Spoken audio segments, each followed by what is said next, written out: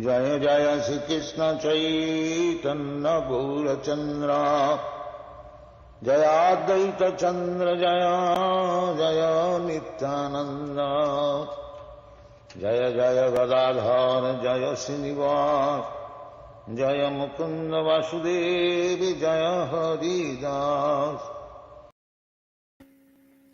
Hare Krishna. Welcome, dear devotees. Thank you so much for joining us today on our GBC SPT platform. And for the past 8-9 days, we have been trying to dive deeper into wonderful topics that are leading us to the appearance of Lord Chaitanya. And today, it's my great honor and privilege to welcome His Holiness Romapada Swami Maharaj on this SPT platform. Hare Krishna Maharaj, thank you so much for joining us. And thank you for the invitation. It's an honor. Thank you so much, Maharaj. Um, Everyone knows Maharaj for his dedicated service. Maharaj was initiated by Srila Prabhupada in 1971. That marks his 50 years, 5 decades of steady devotional service, uplifting so many devotees and empowering them to continue to serve Krishna and Srila Prabhupada.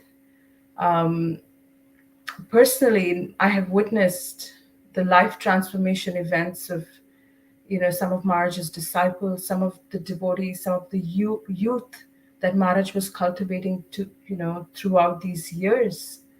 And such wonderful service they're rendering to Srila Prabhupada's movement now. Whenever you hear or you go to the audio library of His Holiness Romapada Swami Maharaj on his website, hours and hours of Krishna Katha, submerging, one's mind and consciousness in glorifying Guru and Krishna. Thank you so much, Maharaj, for your wonderful contribution and for your constant inspiration and encouragement to practice Krishna consciousness and to serve Srila Prabhupada in such a dedicated way. Today's topic is how to care for devotees and to preach, outreach. And when we were meditating who we could have to shed some light, we couldn't think anyone other than you, Maharaj. So please help us reflect and guide us how devotee care and outreach can go hand in hand. I'm going to turn this over to you, Maharaj. Thank you so much. We're eagerly looking forward to hearing from you. Hare Krishna. Hare Krishna. The every town and village slogan or banner for this this activity leading up to Lord Chaitanya's appearance is it's a wholesome, essential part of Chaitanya Mahaprabhu's mission. We all know the verse, Prithiviti Achiyata Nagaradigram Sarvatra Prachar Hoibe Moranam. In every town and village, the chanting of my holy name will be heard. And I thought to address this topic in 5 parts. First part is the foundation for the preaching mission. Scriptural foundation for the preaching mission starts with Srimad Bhagavatam, indicating that is Lord Chaitanya's mission in this age of Kali. Srimad Bhagavatam indicates long before Chaitanya Mahaprabhu appeared. So one of the celebrated sections of Srimad Bhagavatam, Krishna Varnam, Tusha Krishnam, Sangopangashta Parshadam, Yagyai Sankirtana Prayai Yajantihi Sumedasa. We've all heard that verse so many times. It's in a section where Maharaj Nimi is asking about the forms of the Lord as they appear in the different yugas, and when it comes to Kali Yuga, that's the leading verse. And 2 verses later, just a little sharing, in the Sad Goswami Astakam, Srila Prabhupada sang it. And those of you that had heard the recording, there's 2 different melodies, but one of those melodies, it's heart-melting. You can feel the intensity of joy and jubilation and adoration of the 6 Goswamis as he's singing only 4 of the verses of the 8 verses. And when he gets to verse number 2, aside from singing some stanzas again and again with his voice vibrating so wonderfully, he pauses and then starts to sing a verse from Canto 11, Chapter 5. And in that verse, which is 2 verses after the Krishna Varnam well-known verse, Srila Prabhupada selected for this recording of the Sad Goswami Astakam a verse that specifically says who Lord Chaitanya is, his taking sannyas from Raja Lakshmi, the goddess of fortune herself, which is not easy to do, very difficult to do, and several other things. But in the conclusion, he states these, that's Karabhajana Muni states these 2 purposes that we hear about in Chaitanya Charitamrita. 1, to propagate the Sankirtan movement. Now, it doesn't say propagate the Sankirtan movement. It says, you chased after the fallen conditioned souls who are always in pursuit of false enjoyment of illusion. And at the same time, in searching out your own desired object, Lord Shyamasundar. So the internal and external reasons, which we find later in Chaitanya Charitamrita, expressed very eloquently. So I wanted to start with some scriptural foundation for preaching or reaching out to the souls of this world. The Prithviche Ati Yad Nagaradigram verses 1. That verse was, it's a quote from Chaitanya Bhagavat, where Lord Chaitanya is giving this indication of what he wanted, as per the Bhagavatam's message. And even before that, in Chaitanya Bhagavat, a very nice description where Chaitanya Mahaprabhu is instructing Nityananda and Haridas Thakur in Navadvip. Listen, Haridas, listen, Nityananda. My command, make my command known everywhere. Here's his command.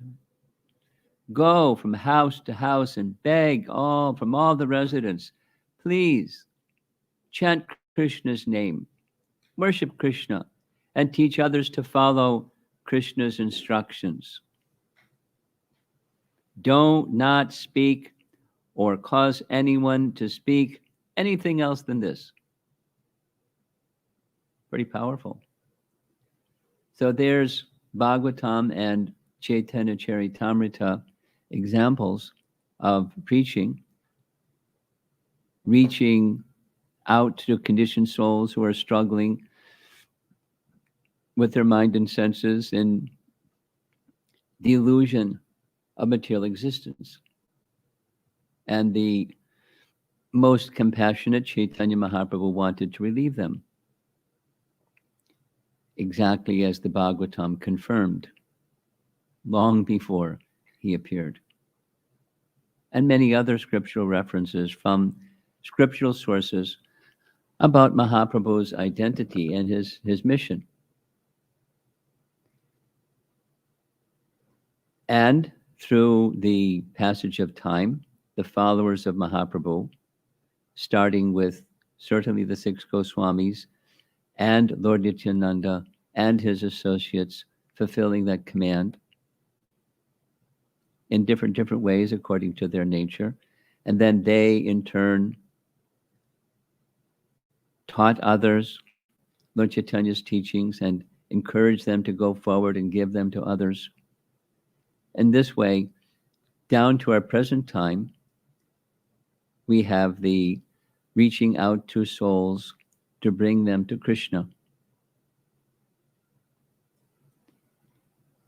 I've been listening to Srila Prabhupada's Nectar Devotion series that was from 1972 at the Radha Damodar temple during the Kartik month, October 20th to November 21st, October 14th to November 21st. And Srila Prabhupada is speaking about this particular point, that he was being criticized. He shared with the devotees that morning he was being criticized by a Gyani that came to him saying the Christians came and they wanted to convert people from Hinduism to Christianity. The Muslims came and they wanted to convert people from Hinduism to Islam. And now you're going to the Western countries and converting Christians and Jewish people to Hinduism. So what's the difference? And Prabhupada went on a very strong response that the reaching out to souls is not conversion to some ism or belittling that ism. Prabhupada specifically said, I've said many times, when asked if you can become perfect through Christianity, certainly you can become perfect through Christianity. The problem is the path insufficient, but the following is insufficient.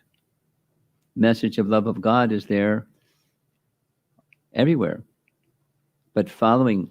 So our position, this is followers of Lord Chaitanya's position, is to indicate the personal features of the Supreme Being and encourage persons to genuinely love and serve the Supreme Being, to serve Krishna. Not a conversion message. And there's many nice examples of that. Recently, having read Giriraj Maharaj's book, I'll Build You a Temple, the Juhu story.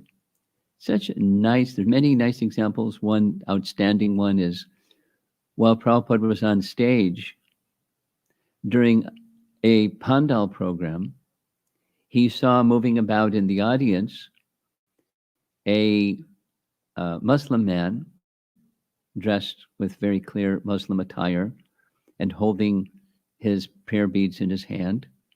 Prabhupada called over his servant, asked his servant to invite him to come on the stage and sit next to Prabhupada. And then some affection grew between the two without all the details. And Prabhupada's interest was not converting the man. Prabhupada's interest was having him appreciate the essence of the teaching that he had received, and so forth and so on. And naturally, the man became attracted. Now, this is spiritual care, which is the essence of devotee care. I'll say it again. Spiritual care is the essence of devotee care. And so the man came later to see Prabhupada and brought a friend. And it turns out he was a chief of police in one of the Middle East countries. And he had come to Bombay for an operation. And he just happened to be passing by when the Pandal was going on. There was he wasn't searching. But Prabhupada reached out and helped him become, one might say, a better Muslim. And We have all had the experience, I'm sure. Those that have been around for a little while have had the experience that the sincerity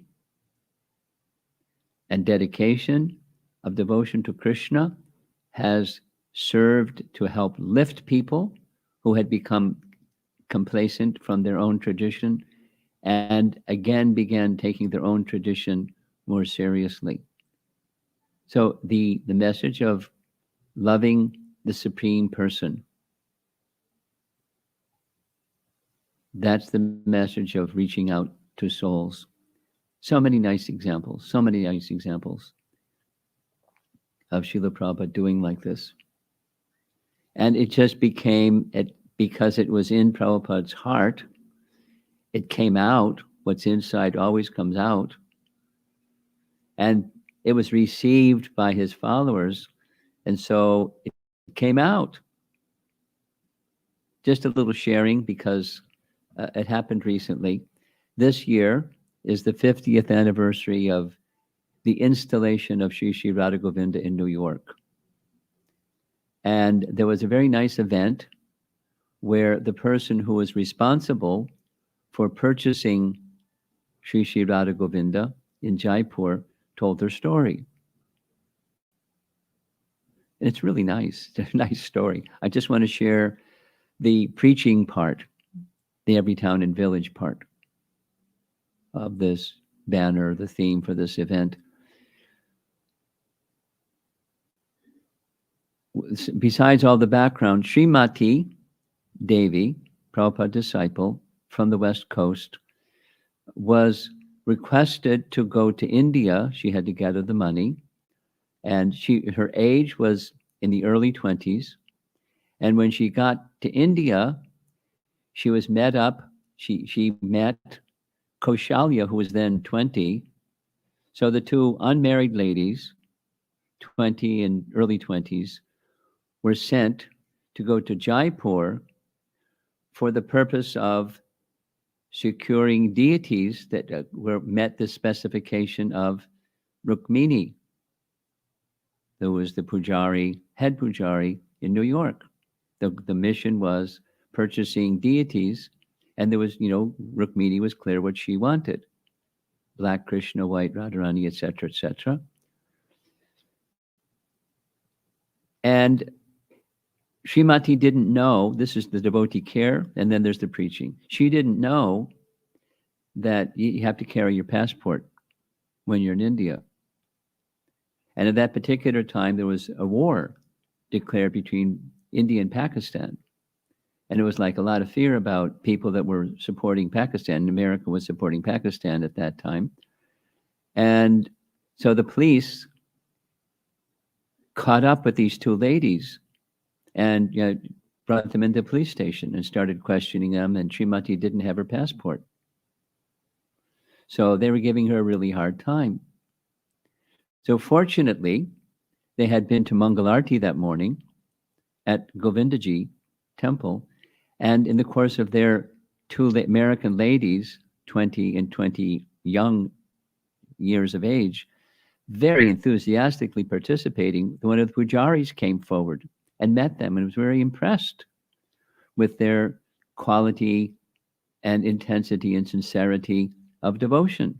So that pujari came to the police station and attested, yes, they're devotees. So the police released Srimati, and she had to produce her passport before she left Jaipur. That was the conclusion of that interaction. And then the pujari or priest of Govindaji invited them to stay in his home. And they stayed in his home.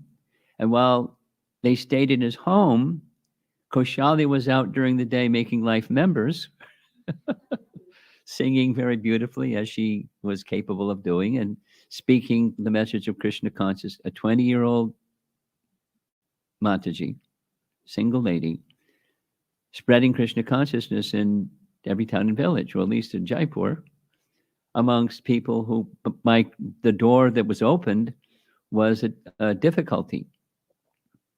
And the result of the difficulty was the priest introduced her to all kinds of important people who became life members, because she knew, and life members means book distribution and assisting Prabhupada in his work. So it's a nice example. I have a stock of other so many nice stories of how the vision of our founder Acharya was expand the preaching. But the root of it was Lord Chaitanya's teaching, and the root of Lord Chaitanya's teaching is Srimad Bhagavatam's prediction or indication that this is what the Supreme Lord who appears in this age of Kali will do. I want to tell two more preaching stories, the every town and village story. 52 years ago, I became a young brahmachari at the Boston Temple. And during that period of time, 1970, the main outreach activity was Harinam Sankirtan and distribution of Back to Godhead magazine, inviting people to the Sunday feast. In fact, we had 2 Sunday feasts. One was at Harvard Square and one was at the temple every Sunday. During the weekdays, we would go out and distribute Back to Godhead magazines and chant the holy name and invitation cards to the temple. I remember this very clearly. Prabhupada personally assigned to certain temples the number of Back to Godhead magazines they would be receiving and they would be responsible to distribute. This is summer 1970.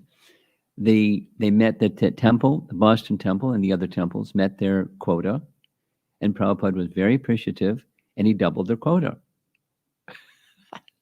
It's the nature of our founder Acharya. He was very encouraging, and whenever some milestone was reached, the bar went up. And then we had to figure out new ways and new ways and new ways, because it wasn't just same old, it was new ways.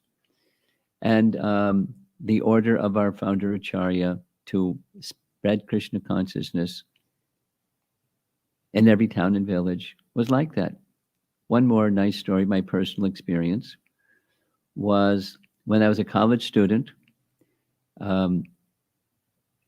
From the very house where I was living, it was a living situation where there were multiple people living in a big house,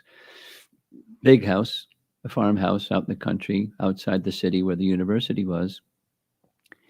There were 3 people from the house that I was living in, along with one other person who was part of the nearby preaching center at the university. Those 4 went to Atlanta to start the Hare Krishna movement in Atlanta. And 2 of those 4, they weren't initiated, they weren't following principles, but they were chanting and they liked devotee association and they had friends amongst the devotees. And so 2 of those 4 were sent to Atlanta. They were requested to participate in this every town and village experiment or expansion.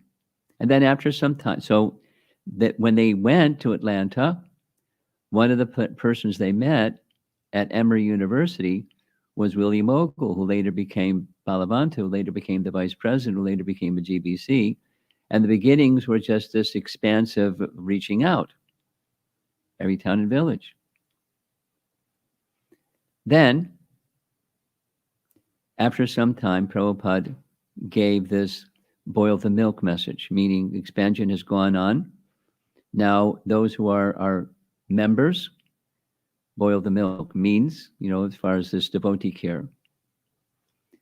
And it's not that was novel, that Srila Prabhupada came up with a devotee care idea. I could spend some time discussing from Bhakti Siddhanta's time or Bhaktivinoda Thakur's time or the previous Acharya's time or Lord Chaitanya's time. But it's an essential part of reaching out is taking care of those who come. an essential part of reaching out is taking care of those who come. Say it the other way. If we don't take care of those who come, who's going to want to participate? Come and see, it's better to be outside because I'm cared for better if I'm outside. They treat me very nicely and they don't treat each other so nicely. So that's not very inviting. And when complacency sets in, sometimes complacency sets in, one becomes not as concerned as one can be, should be, as Prabhupada would want us to be, concerned about caring for the devotees. Now, Prabhupada set the standard himself, and I want to give some examples of Prabhupada setting the standard himself. This is now the devotee care goes along with preaching. There's many wonderful descriptions. One that's close at home for our moderator is a story from New Vrindavan, because I just heard before this event began that she lived in New Vrindavan for some time.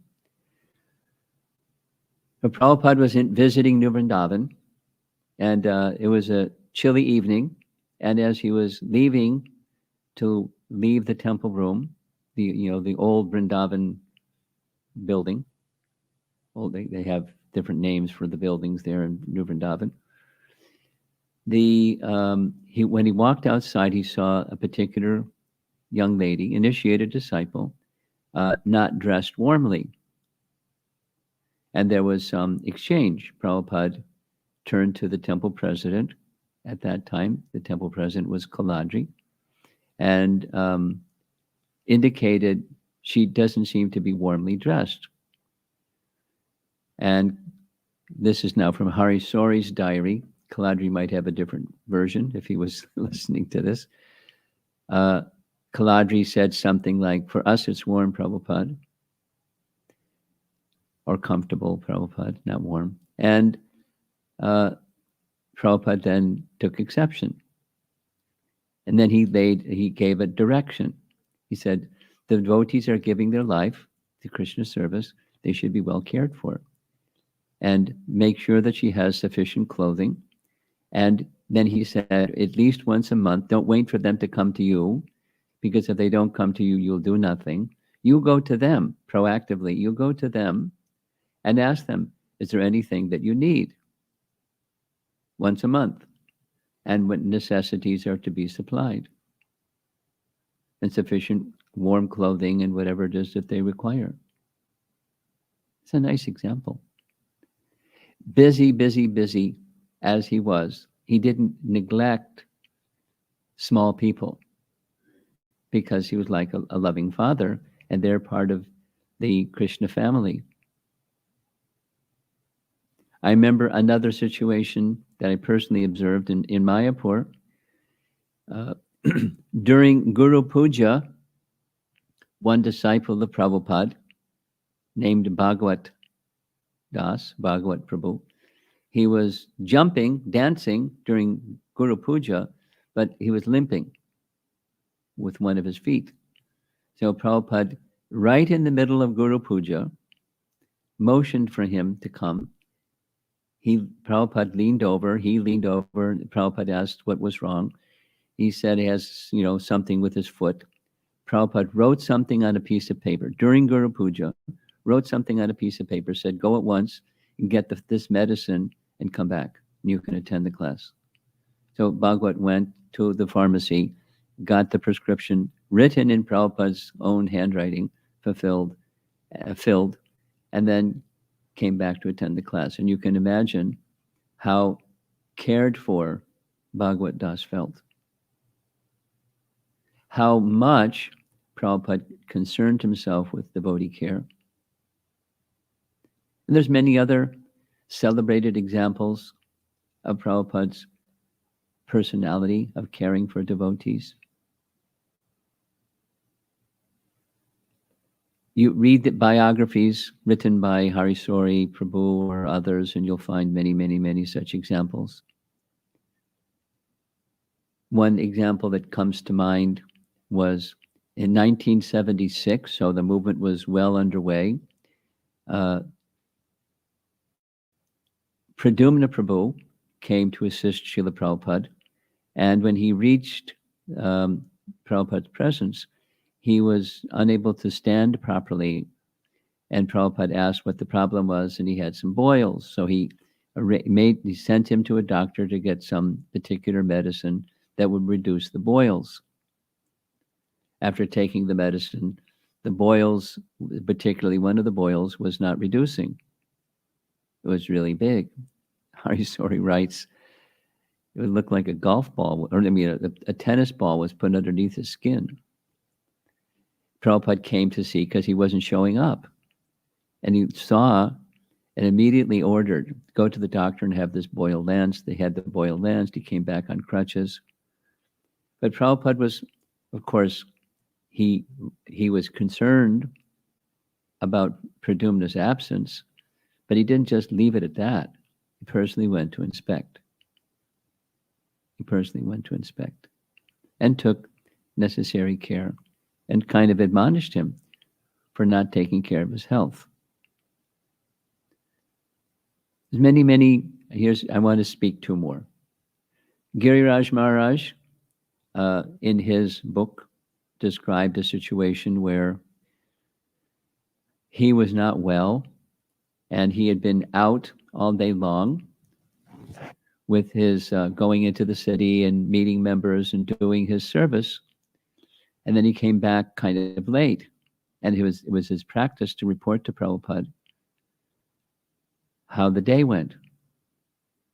And Prabhupada saw him looking very tired and very weak and asked him, how are you? And Giriraj Maharaj, then Brahmachari, said, well, to be honest, Prabhupada, I'm feeling very weak and tired. Immediately, Prabhupada made an arrangement. He arranged for some grapes. He asked him to eat the grapes. He asked him, how do you feel? And now I'm feeling some strength.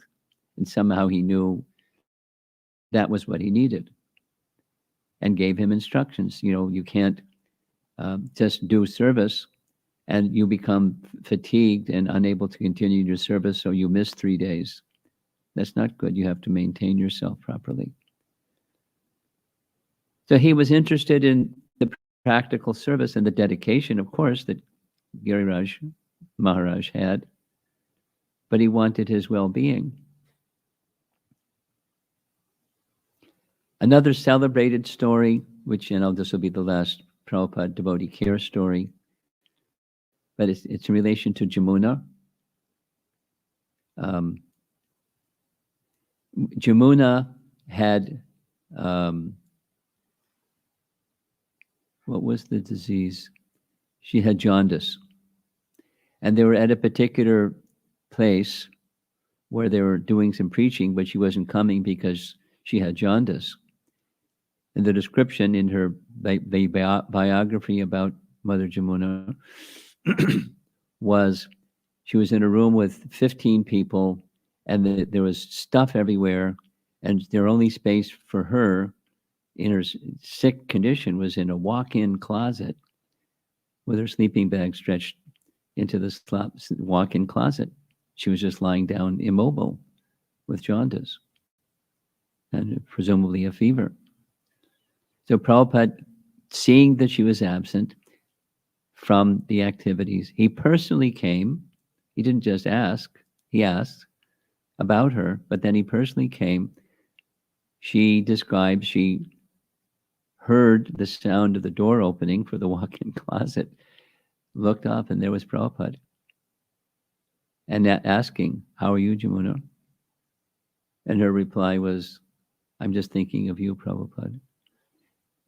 And he reached down, touched her head, and said, I think you have jaundice. I'm going to personally take care of you. He arranged for her to be taken out of that closet into a room right next to his room, where it had windows that went up to the ceiling, lots of light, with a fan, and a hospital bed, so she could lie in a hospital bed instead of a sleeping bag in a walk-in closet. And every day he recommended her diet and her medicine, and daily would come and check on her. Of course, she was dear to Prabhupada, and Prabhupada was dear to her. But it's not only that he cared for those dear to him, etc. He extended very special care to them. And he had a way of touching people's hearts by that care for them. Let me see how we're doing with time. Yeah. I remember I didn't have much association with Jamuna, but towards the end, there was a few japa retreat events where I met her for the first time, and she was very, very forthcoming. She shared an event. I heard from her twice. There was a pandal or some kind of public event where Prabhupada wanted her to come for singing. And so she and one other Mataji traveled by train to go to the place where the event was going to be held. And you know how in India trains are never on time. The train wasn't on time. And Prabhupada was waiting for her and the other Mataji on the platform with garlands and sandalwood for both of them. And as when they got down from the train, Prabhupada came and personally gave them both garlands and sandalwood, personally escorted them to their room, which he had personally arranged, and showed them around the room where they would stay. How does that feel? Now let's go to our modern circumstance. And there are some words of appreciation and some words of room for improvement. There are GBC SPT already has conducted a number of interviews and with experienced seasoned devotees speaking about devotee care because it's so important. And there are devotee care initiatives, part of the GBC strategic planning team. And there are devotees who dedicate themselves just to that service. I'll mention the name, Rambaru Mataji, here in America, who has a whole program called Karuna Care, and she's extending her devotee experience and professional training experience to help devotees understand better how they can care for one another and care for themselves. And from firsthand descriptions of those that have attended her seminars or have had her association, there's many other people doing the same thing all over, but it's very organized and very effective. Karuna Care. There's a web page you can go look. Rambaru, and regularly is reaching out. And then so many other initiatives. Again, in North America, the Grihastha Vision team, because devotee care is not just when you get an illness or have some social, emotional difficulty. It's taking care of the everyday matters of everyday life as a devotee. There is, I'll end with this because I'm looking at my watch to see what time it is, and I think it's time to end. Recently, not something new, but recently it occurred where one devotee from China felt very strongly that the devotee community should not be teaching and training anything other than Prabhupada's books. That means, to exclusion of devotee care. But training and education should be Prabhupada's books. They felt very, very strongly about it. And it was like a little disruptive from the community or the Sangha that they were involved with, because they were pretty vocal about it. And that had great faith, and having great faith in hearing from our founder Acharya. Fantastic. So I was asked, what to do about this person's feelings, and they're being really vocal about their feelings. So I invited that devotee in China to get a Chinese translation of Brahma Samhita text 61, because they don't have it in Chinese yet, and had it translated into English. And there, Bhaktisiddhanta writes about the threefold necessities. It's kind of like a holistic picture of necessities. So there's necessities in this category, that category, the other category, and he calls that gona dharma. The primary activities are primary activities, not gona, secondary, but sarup lakshana, primary characteristics of bhakti. And there's secondary characteristics of bhakti. So devotee care includes the secondary characteristics, because the secondary characteristics enhance one's ability to perform the primary characteristics. So devotee care goes along with reaching every town and village kind of message, outreach or preaching message, because when people come, they need to be cared for. Like a spiritual family, they need to be cared for. And caring for others, I'm going to conclude with this. Caring for others has a primary characteristic, and that is helping their spiritual progress. It doesn't discredit or dismiss devotee care, but the essence of devotee care is spiritual elevation. There's a very nice verse in Brihat Bhagavatamrita where Srimati Radharani, early one morning, calls Sarup, because Gopakumar later becomes renamed Sarup by Krishna himself. She calls Sarup and says, there's a Brahmana, Mathura Brahmana, please go and give him the realizations that you have. Impart those realizations, because that's for his welfare. So spiritual care is the essence of devotee care. And devotee care is not only spiritual care, it's all the gona dharma aspects of devotee care, right up to Srimati Radharani. So we'll go from Krishna to Radharani, and in between is this mission of Chaitanya Mahaprabhu to reach every town and village. And as persons come forward, the boiling the milk includes taking care. And as we take care, Krishna will be pleased. If we don't take care, Krishna won't be pleased, and people won't be attracted.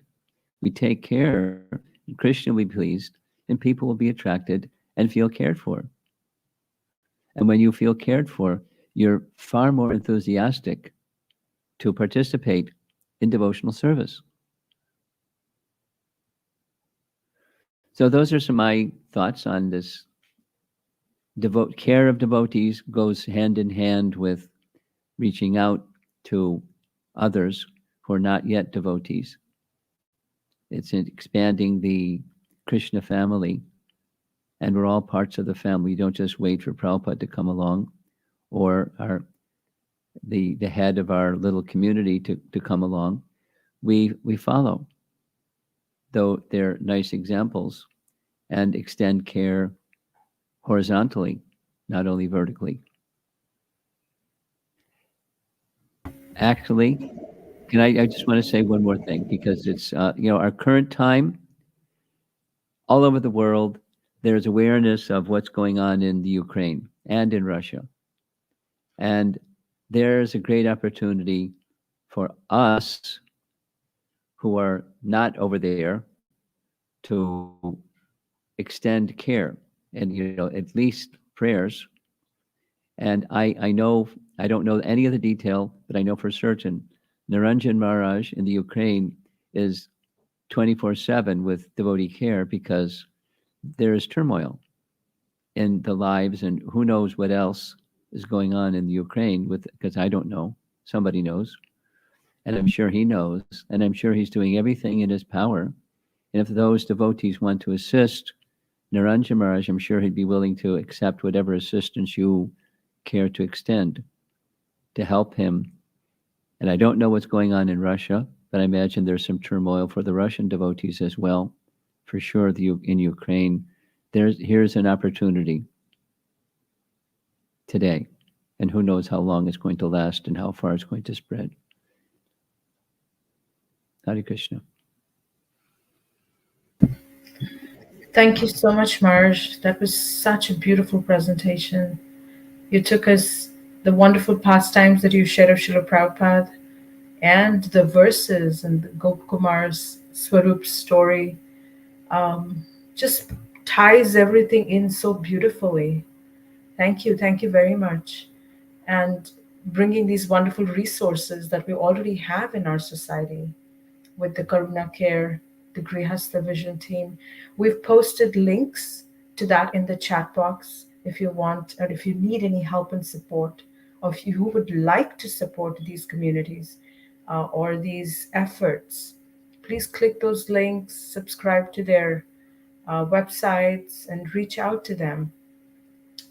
Marge, we have a couple questions. If you still have some time, we can take them.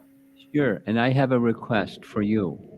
Could you try to get through to Naranjana Maharaj and find out if people want to help, how they can, ABCD, and then he doesn't have to be the recipient, but if he can give some direction how they can help, I think that would be really nice. Absolutely, Marge. We will take that on priority. Thank you so much, Marge. That was such an important announcement, and just a practical example of devotee care that you brought out today. Thank you so much. There is someone called as Apurva Anand who's watching us on our YouTube channel, is asking, is it okay to think only caring devotees who do outreach rather than doing both if one doesn't think of himself suitable for outreach? So I think basically what he's trying to say is that, is it okay if I just care for devotees and not be so active as a preacher or someone that does outreach? The short answer is yes. An expanded answer is one time I was having a discussion with Prabhupada disciple Pragosh, because at that time he was like #1 in the book distribution airport party, Pragosh. And I was just appreciating a little conversation. Prabhupada has gifted you. You're so good at this. And I do the same thing, but I don't have the capacity that you have. And he gave such a beautiful answer, which addresses Purva Anand's question. His reply was, an army requires not just tanks and artillery and aircraft. It requires everything. Somebody to have this and that and the other and the other. So this is Lord Chaitanya's Sankirtan army. It requires everybody. And so anybody that can do anything in this department, you do the care, and that's your part. I mean, like just using her name, Rambaru Mataji, I don't know if she goes out and distributes books, but she's helping Lord Chaitanya's Sankirtan movement in that way, etc. So you do your part to your capacity. And it's part of the bigger Chaitanya Mahaprabhu's Sankirtan movement, the every town and village movement. You're doing your part. Such a beautiful answer, Marge. How we are all different parts in this. Yeah. We're mission. Just doing our part. Correct. Beautiful. Thank you so much, Marge. There is another question from our YouTube channel again. This is from Praful Patel, and he's asking, devotee care and preaching to new people are both important, but also time consuming. Yeah. Is there a recommended split of time between the two efforts? Any recommendations for Himash? Well, my answer is quite similar. This is a time management question. You know what bandwidth you have with discretionary time or available time, or carve out some time.